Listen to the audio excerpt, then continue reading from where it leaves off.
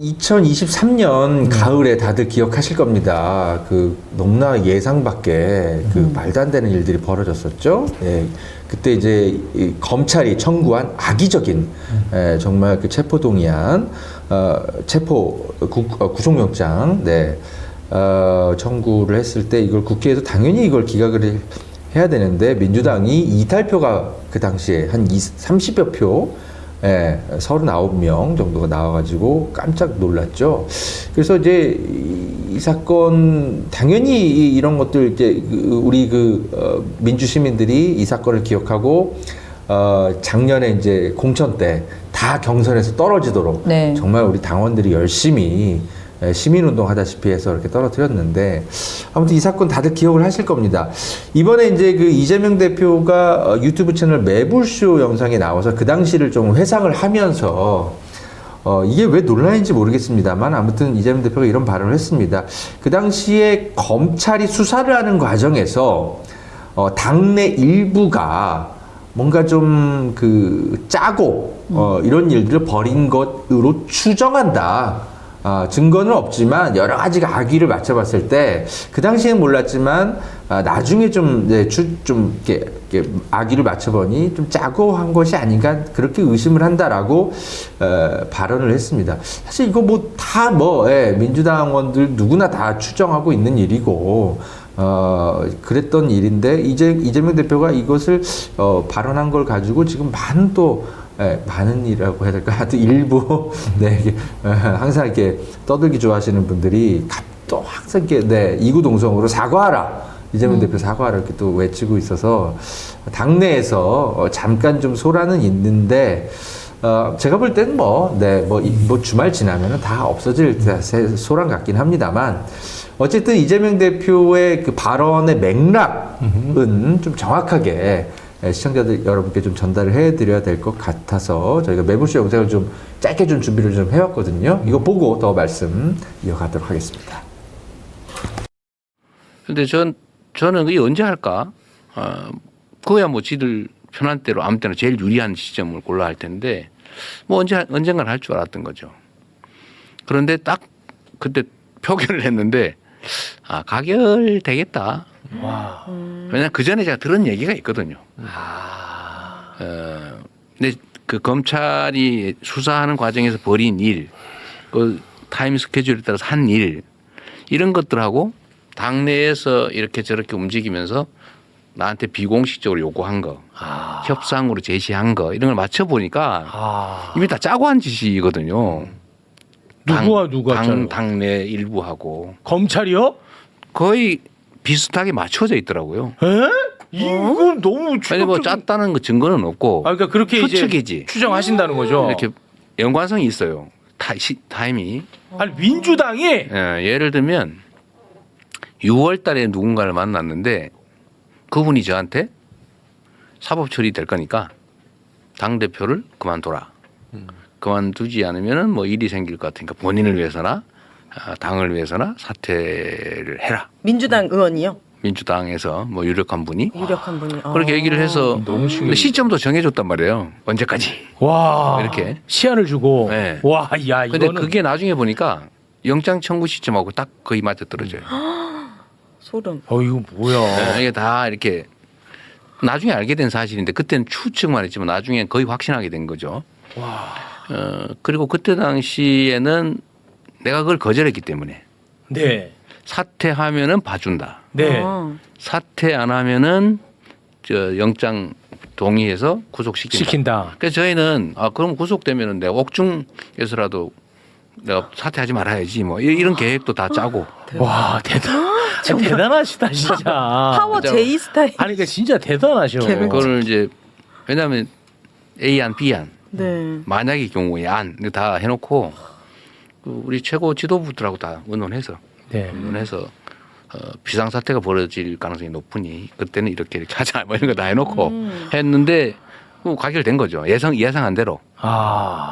다만 제가 그때 사실은 이런 건 약간 정무적인 것들이 있는데 반대할 거냐 찬성할 거냐 그러면 가결을 해달라 공개적으로 요구를 해서 그럼 부담 없이 가결을 해서 넘어오면 법원에서 영장이 기각될 가능성이 좀 높아지죠. 왜냐하면 국회가 내가 요구해서 가결한 거니까. 그런데 반대로 내가 부결해 주세요. 근데 네. 가결이 돼버리면 아. 영장 발부 가능성이 훨씬 높아져요. 아, 네네. 그렇겠다. 무슨 말씀인지 네. 알겠습니다. 그래도 저는 부결해 주세요라고 하고 가결이 될 것으로 저는 각오를 했어요. 근데 왜 그렇게 했느냐? 그건 뭐예요? 그러면 이 가결한 규모가 드러나잖아요. 누가 가결을 했는지가 드러난다고요. 네. 그런데 만약에 가결해 주세요 해서 전원이 동의를 해버리면 가결한 사람이 드러나지 않잖아요. 전략하시는. 아니 그거 드러나서 뭐 하시려고 그랬어요? 책임을 물어야죠. 아 책임을 이게 내가 개인적 감정이 있는 게 아니고 아 그건 아니고 당이 살려면 이게 민주당이라고 하는 거를 사적 욕망의 도구로 쓰고 상대 정당 또는 이 아주 폭력적 집단하고 암거래를 하는 이 집단들이 살아남아 있으면 당이 뭐가 되겠어요? 야. 그래서 저는 구속 가능성이 높아지는 걸 감수하고 부결 요청을 해서 가결 동의자를 최소화하고 거기에 대해서는 우리 당원과 국민들이 책임을 물을 거라고 본 거예요. 와. 아 진짜 그렇게 생각하신 거예요? 그 사실은 우리 같이 상의한 사람 다 있어요. 와. 네. 네. 이거 저는 언론 보도로만 간접적으로 접하고 사실은 방송은 오늘 처음 듣거든요. 네. 근데 오늘 방송 들으니까 훨씬 생각보다 좀 충격적이네요. 네. 그리고 중요한 건 과연 이런 얘기들을 그냥 영원히 비밀로 묻어두는 것이 꼭 바람직한지. 저는 이거는 글쎄요, 뭐 이재명 뭐 대표 입장에서는 이 발언이 결국은 이제 민주당 비주류들을 이제 벌집을 건드린 것 같긴 합니다만은 이거는 매우 충격적. 실제보다 직접 들으니까 더 충격적이네요. 네. 뭐 어떻습니까, 김한나 위원장님? 저희 같은 이제 국민들이 보면 저 얘기를 듣고 아 도대체 검찰과 저렇게 협잡을 해가지고 당 대표를 몰아내려고 했던 사람들이 누구냐? 여기에 이제 그 꽂혀가지고 화가 나야 되는 것이 정상이어야 될 텐데 그게 아니고 일부 민주당 인사들은 이 시점에 이걸 왜 얘기하냐? 그러면서 오히려 화를 내거든요. 네. 저는 개인적으로 좀 납득이 좀 안 되는데 우리 아무래도 당내에 계시다 보니까 표현이 좀 신중할 수밖에 없으시겠습니다만 어떻습니까? 네, 저는 이 얘기를 솔직하게 해주신 이재명 대표님을 보면서 아 정말 되게 솔직 담백하게 얘기를 하고 소통하시는 분이다라는 생각은 솔직히 들었고 그 당시에 어떤 전략으로 이것들을 확인했는가 그리고 지금 누가 뭐라고 해도 이 22대 국회를 엄청 칭찬을 하고 정치적 효능감이 굉장히 높다라고 다들 얘기를 하세요. 그리고 이번에 이 내란 전국에서 민주당이 얼마나 재빨리게 움직였고 책임 있는 행동을 했고 나라를 이 민주주의를 지키기 위해서 노력했는가 물론 우리 시민들과 함께 했지만 이런 것들을 봤을 때 과거에 이런 좀 뼈를 깎는 이재명 대표의 선택이 아니었으면 지금의 22대 국회가 나오지 못했을 거고 이 22대 국회를 만들기 위한 시민들과 우리 당원들의 참여가 조금은 부족했을 수도 있다. 이런 참여를 이끌어내고 당원 주권으로 이끌어내는 그런 전략이지 않았을까라는 생각에 저는 굉장히 되게 이런 과정을 통해서 우리가 성장해 가고 있고 우리 민주당이 성장해 가고 있다라는 걸 저는 보게 됐다라고 생각이 되어지고요. 이런 얘기를 하면서 오히려 좀 이렇게 비난을 하시는 분들에 대해서는 저는 좀 조심스럽게 오히려 좀 자숙을 하셔야 되거나 그래야 되지 않을까라는 생각이 조금 들고요. 뭐 의견을 내는 거에 대해서는 어쩔 수 없지만 그러면 앞으로 계속 또 자기 정치만을 하겠냐 이런 생각은 좀 아닌 것 같아요. 이제 민주당이 더 똘똘 뭉쳐서 지금 극복해야 할 것들이 너무 많은데 이런 얘기를 들었을 때 바로 이제 분열의 목소리를 또 내는 것도 너무 바람직하지 않지 않을까 이런 생각이 전 듭니다. 일단은 뭐 이재명 대표가 그 없는 얘기를 만들어서 이런 얘기를 했을 리는 없을 것 같고요. 본인이 직접 경험한 내용일 것 같아요. 그리고 이 발언에 대해서 문제를 삼고 있는 이제 당내 비주류 인사들도 이재명 대표가 뭐 허위 사실을 말한다 이런 차원의 공격은 없는 것 같긴 해요. 다 사실로 민주당 내에서 암묵적으로 다 사실로 알고 있던 것들을 이제 이재명 대표가 공론화 한 것인데요. 예. 그렇죠. 그래서 네. 사실 민주당에서는 다 알고 있었던 내용들이고 그래서 당원들이 심판을 한 건데 도대체 이게 왜 사실 이 발언이 왜 문제인가 저는 사실 그것도 좀 이해가 처음에는 안 됐어요. 네. 그리고 이제 그 매불쇼 이렇게 전반적으로 쭉 보면 네. 이재명 대표가 이 얘기를 콕 집어갖고 갑자기 툭 그게 뭐 이 주제로 꺼낸 게 네, 아니라 맞아요. 사회자의 이제 질문에서 네. 솔직하게 네, 얘기하신 답변하는 거예요. 과정에서 네. 이렇게 잠깐 허심탄회하게. 그냥 이렇게 얘기를 한 맞습니다. 거지 예. 이걸 막 작정하고 막 네. 앞으로 뭐 대선대에서 이런 사람들과 함께 할 수 없어 이거 좀 꼭 얘기합시다 이런 게 아니었어요. 네. 그래서 이거를 갖고 너무 트집 잡는 것은 사실은 좀 과하다. 네. 네. 근데 여기서 보면은 이재명 대표가 굉장히 용기 있는 판단과 그 전략적으로 지혜로운 판단, 이게 이제 두 가지가 같이 있는 것 같아요. 그 용기 있는 판단은 정말 사법 처리가 되기 싫으면 대표직을 내려놔라고 하는 그 압박이 들어왔을 때, 그쵸. 그리고 이 압박을 한 사람들은 보통 사람이 아닐 거란 말이에요. 네. 예, 당내 꽤 중진이고 영향력이 있고 검찰로 잘 통할 만한 영향력을 가지고 있는 사람일 거예요. 그래서 이분이 얘기한 거를 이재명 대표는 그냥 허투루 듣지는 않았을 겁니다. 네. 아마도 이 제안을 내가 거절하면 내가 아마 구속될 위기에 닥칠 거라고 하는 걸 아마 알았을 텐데 결국 타협하지 않았어요. 이건 굉장히 용기 있는 결정이죠. 자기가 구속돼서라도 대표직을 행사하겠다라고 하는 걸 굉장히 용기 있는 결정이었고. 전 되게 죽을 각오로 네. 싸우셨다 이런 생각이 솔직히 좀 들었어요. 자기의 그 이안, 이안 이런 걸 고민하면서 얼마나 고뇌의 순간들이 있었을까. 네. 그리고 사실은 이 내부잖아요. 네. 내부인의 이런 압박이 더 상처가 되거든요. 네. 네, 왜냐면 자기를 지켜주지, 그러니까 우리 대표님을 오히려 지켜주고 이런 제안들을 해주셔야 할 사람들이 오히려 압박을 하고 내려놔라 이런 약간 협박성 그렇죠. 이런 거를 딜을 해올 때 너무 상처가 됐을 것 같아서 좀 가슴은 아픈 상황입니다. 그리고 이 전략적으로 지혜로운 결정이라고 얘기한 건 물론 이것도 용기가 필요한 결정이긴 했습니다만은 자기가 체포동의안에 대해서 이 구속을 모면하기 위해서 법원에 좋은 인상을 남기기 위해서는 자기가 그렇죠. 가결을 해주십시오라고 네. 얘기를 하는 게 유리한 걸 뻔히 알았지만 네, 본인은 부결해달라고. 부결해달라고 얘기했다. 결국은 자기가 이게 구속이 되더라도 이 민주당의 이 국회의원, 당원들이 지지받은 이 당 국회의원이라고 하는 권력을 사적인 욕망을 채우기 위한 수단으로 하는 사람들을 이 민주당원들의 힘으로 솎아내기 위해서는 네. 가라지를 걸러내는 작업이라고 하죠, 사실은. 네. 그래서 본인이 구속될 각오를 하고 가결이 아니고 부결해 주십시오라고 하는 부탁을 했다라고 하는 네. 굉장히 위기의 순간에서 저런 전략적이면서 현명한 결정, 그러나 또 용기가 필요한 저런 결정을 한다는 게 쉬운 일은 아닌데 일단 다시 한번 또 이재명 대표의 그 용기 또 리더십의 전략과 네. 지혜. 대표직 사퇴 요구가 왜 사적 욕망과 연관되어 있는지는 제가 조금 이따가 증명을 좀 해드릴게요. 네. 팩트로. 자, 일단 김영진 민주당 의원이 오늘 YTN 라디오에 나와서 의도가 1도 없었던 뭐 폭로도 아니고 그냥 이렇게 설명이었다. 저도 그렇게 이렇게 생각해요. 해명을 했습니다. 근데 매불쇼를 다 보신 분들이라면 이게 그냥 그런 이야기인 건 다 이해가 되실 겁니다.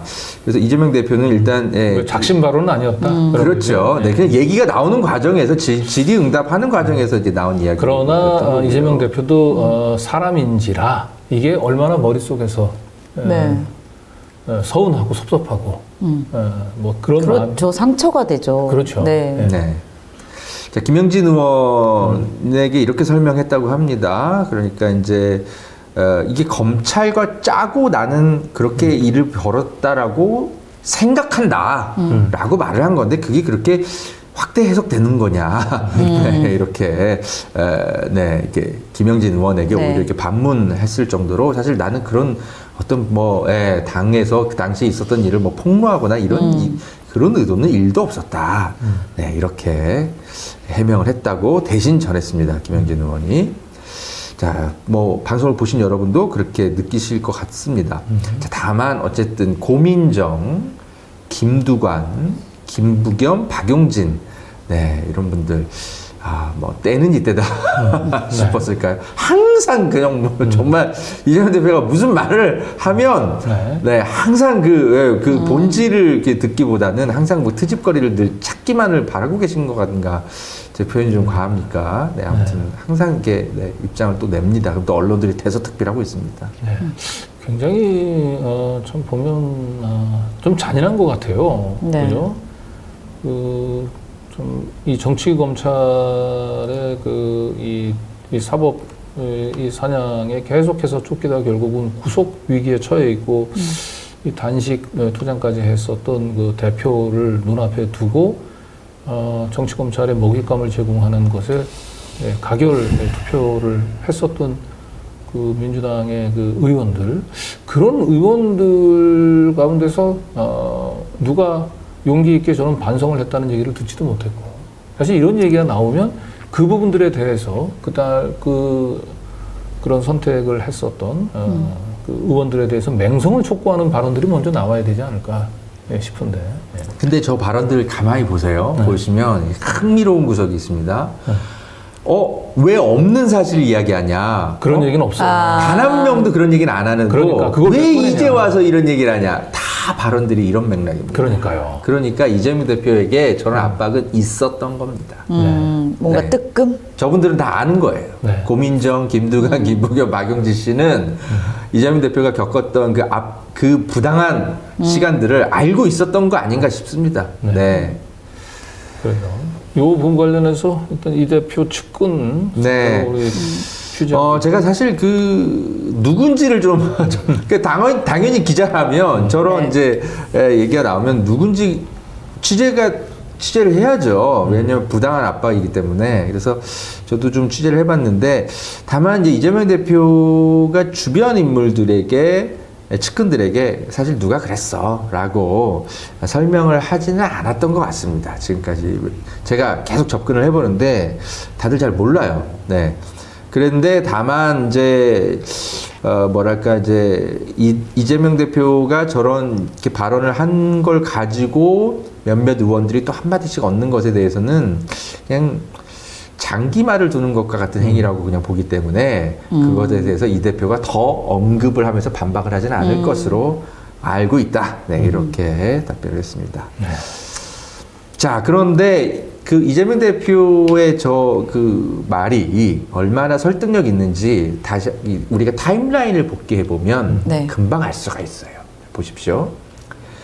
2023년 6월 달쯤에 민주당의 모 유력 인사가 이재명 대표에게 검찰이 구속영장을 청구할 가능성이 있다. 사퇴하시는 게 좋겠다. 근데 그 사퇴는 3개월 안에 결정하시면 될 것 같다. 이렇게 말을 했다고 하거든요. 3개월 정도라고 얘기를 했다고 저는 그렇게 취재를 했어요. 네. 그런데 저 때만 해도 설마 구속영장을 청구하겠냐. 이재명 대표도 그렇게 생각을 했었는데 아니나 다를까 딱 9월 12일에 검찰이 실제로 청구를 했다라는 겁니다. 네. 그러니까 이재명 대표가 나중에 가서 복귀를 해보니까 어떻게 그 3개월. 딱 그 3개월 지나니까 이게 진짜로 날라오네. 네. 그렇게 생각을 한 거죠. 이재명 대표가 이때 단식 그죠? 기억하시죠? 단식 투쟁 했었던 거. 그러다가 이제 나중에 쓰러져요. 네. 2023년 9월 21일에 결국 이제 병원에 이제 치료를 받고 있을 때 그날 오전에 박강원 민주당 원내대표가 찾아옵니다. 네. 기억들 나실 거예요. 그때 다 위로 방문 네. 한 걸로 알고 있지만 사실은 논의를 하고 온 거였어요. 박강원 원내대표가 무엇을 논의했는지 조금 이따 설명드릴게요. 그러고 나서 오후에 어떤 일이 벌어지느냐 다들 기억하시듯이 이재명 대표 체포동의안이 이때 가결이 되고 말입니다. 네. 이게 날짜가 딱 오후 하루 사이에 벌어진 일이었습니다. 박강원 원내대표가 방문을 하고 어떤 그냥 위로 방문이 아니었던 거죠. 그러고 나서 찬성 표결이 이루어졌습니다. 자, 그 언론에 지금까지 보도되지 않았던 내용들을 저희가 좀 설명드릴 겁니다.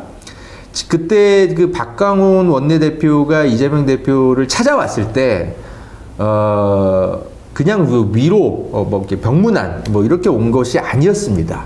사실은 뭔가 깊은 뭔가 이렇게 당의 일부의 의견을 전달하러 온 거였어요.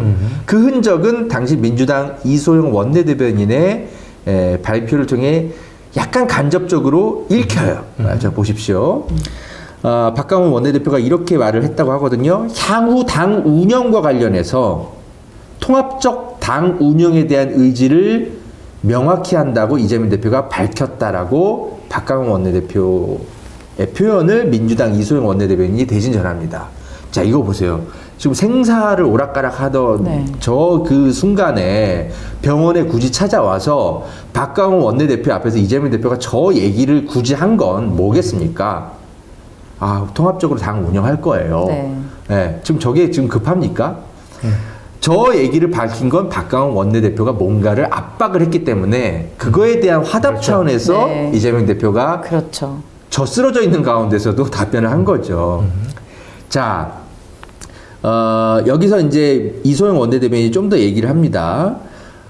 지금 그 부결 조건으로, 체포동의안 부결 조건으로 새 지도부를 구성해달라라고 제안을 하는 것과 관련한 어떤 그런 게 있었냐라고 기자들이 질문을 한 거예요. 네. 그러니까 이소영 원내대변인은 전혀 없었다라고 밝히지만 동시에 뭐라고 사족을 다냐면 통합적 당 운영과 관련한 도움이 되는 기구가 필요하다라고 그런 것들을 이재명 대표가 고려할 수 있겠다라고 말한 거는 있다라고 이야기를 합니다. 네. 말이 굉장히 조금 네. 그러니까 행간을 잘 읽어야 되는 건데. 그렇습니다. 그러니까 예예. 그러니까 이제 뭐 이재명 대표에게는 이제 민주당 비주류들이 뭔가 이제 공천을 지금 앞두고 있었던 거죠. 네. 한마디로. 그러니까 내년 총선에 이제 그죠? 네. 체계가 이제 공천이라기보다는 일종의 좀 선대위를 어떻게 만들고 뭐 경선 룰을 어떻게 정하고 네. 이런 것들과 관련해서는 공천관리위원장도 누가 하고 뭐 이런 것들과 관련한 룰을 이제 몇 개월 뒤에 만들어야 될 시기가 찾아오는 시기였던 거죠. 네, 그래서 이제 그 민주당 비주류들 입장에서는 이재명 대표가 이제 공천권을 거의 전권을 행사하는, 그래서 이재명 뭐 1인 정당이 되는 거 아니야 뭐 이런 뭐 우려들이 있었겠죠. 그렇게 되면 자기네들이 이제 제일 공천에서 이제 탈락할 가능성도 높고 하니까 이재명 대표의 공천권 행사를 최소화하고, 뭐 가장 좋은 얘기로는 시스템 공천 네. 같은 이제 그런 부분들에 대해서 좀 약속을 좀 받아내려고 했었던 것 같고, 중요한 거는 근데 이재명 대표 입장에서는 본인이 이걸 민주당을 사당이라고 생각 안 하고 오로지 이건 당원들의 선택에 따라서 시스템에서 공천하겠다는 생각을 가지고 있었던 것 같아요. 네. 그런 시스템 공천을 통해서 개혁적 공천을 하고 싶었던 것 같은데 민주당 비주류 입장에서는 이런 당을 통합적으로 운영하겠다는 걸 말로 그냥 약속으로만 안 되고 그걸 담보할 수 있는 뭔가 기구까지 필요하다. 그거 기구 설치를 받아들이라고 얘기까지 했던 것 같아요. 그랬더니 이재명 대표가 좋다. 그런 기구도 네. 것도 고려해 볼 수 있다. 그러니까 이 정도까지는 이재명 대표가 당을 통합적으로 운영해야 네. 되는 차원에서 뭐 이런 정도는 내가 약속할 수 있다라고 했던 것 같긴 합니다. 자, PPT 다시 화면 띄워주시죠. 지금 그날 보도를, 아니요, 아까 다시, 이 보도만 놓고 보면 이재명 대표가 한 말만 적혀 있어요. 네. 그것만 이소영 원내대변인이 네. 밝힌 거죠. 네. 그런데 분명히 여러 행간을 읽어보면 박광원 원내대표가 무언가를 요구를 했기 때문에 나온 대답처럼 읽히죠. 그 무엇을 요구했는지는 기사에 전혀 없습니다. 근데 이제 대충 이제 행간으로 읽히긴 하죠. 읽히죠. 네. 그래서 제가 오늘 취재를 해왔습니다. 네. 보시죠. 바로 이겁니다. 신동근 의원 등이 이거를 제안했다고 합니다. 당 비전위원회를 설치를 해달라고 이재명 대표에게 제안을 했고 그 안을 박강원 원내대표가 받아서 병상에 있던 이재명 대표에게 가져왔다고 합니다. 네. 이거를 박강원 원내대표가 전한 거였어요. 그리고 이재명 대표는 그 안을 수락했다고 합니다. 그러니까 아까 그 보도 속에 뭔가 갑자기 당 통합기구를 네. 하겠다라고 이재명 대표가 실제로 밝혔잖아요. 그러니까 그게 그냥 나온 말이 아닌 거예요. 이 박강원 원내대표가 이 안을 가지고 왔고 그거 안 하면 우리가 오후에 오늘 뭔가 처리할 수 있습니다. 라고 압박을 했던 겁니다. 네. 이게 언론 보도가 지금까지 이루어지지 않았던 겁니다. 그러니까 박강원 원내대표는 지금이라도 이야기를 해야 됩니다. 누구의 부탁을 받아서 어떤 압박을 하러 그 병상에 누워 계신 분한테 압박을 했는지 정확하게 밝히셔야 돼요. 근데 저희가 취재를 해본 바로는 신동근 의원 등이 당 비전위원회 설치를 제안했다라고 합니다. 그러니까 이게 뭔지는 정확히 모르겠어요. 그러니까 비전위원회 뭐 명칭이 뭐 중요한 것은 아니고 사실상 저 그렇죠. 비전위원회라고 하는 것이 뭐 공천권을 행사하는 기구일 거예요. 그리고 저기는 이제 그 민주당의 여러 계파들이 이제 나눠먹기식으로 아마 구성할 거고, 예. 뭐 그래서 결과적으로 이재명 대표의 전일적인 공천권 행사를 최대한 막고 계파의 이제 이익을 보호하기 위한 그런 기구의 설치를 제안을 했고, 이재명 대표도 원칙이 훼손되지 않는 한 이제 당의 통합적 운영에 대해서 약속은 했던 것 같아요. 네, 받아들였다고 합니다. 네. 실제로 그래서 아까 그 이소영 원내대변인이 얘기한 것처럼 당 통합기구와 관련해서는 충분히 고려할 수 있겠다고 말했다고 하지 않습니까? 네. 그 받아들인 거예요. 그런데도 뭔가를 더 요구한 거죠. 박강원 원내대표는. 그런데 그거는 아마 이재명 대표가 뚜렷한 대답을 안 했었을 것 같고. 아니면 이제 그래서 그런 뜻도 미지근한 약속보다는 확실하게 가결을 시켜서 이재명을 보내는 것이 완전히 이재명의 이제 공천권 행사를 차단할 수 있는 가장 확실한 방법을 택했던 게 아닌가 싶기도 하고요. 네. 예. 사퇴 압박을 또 하지 않았을까요?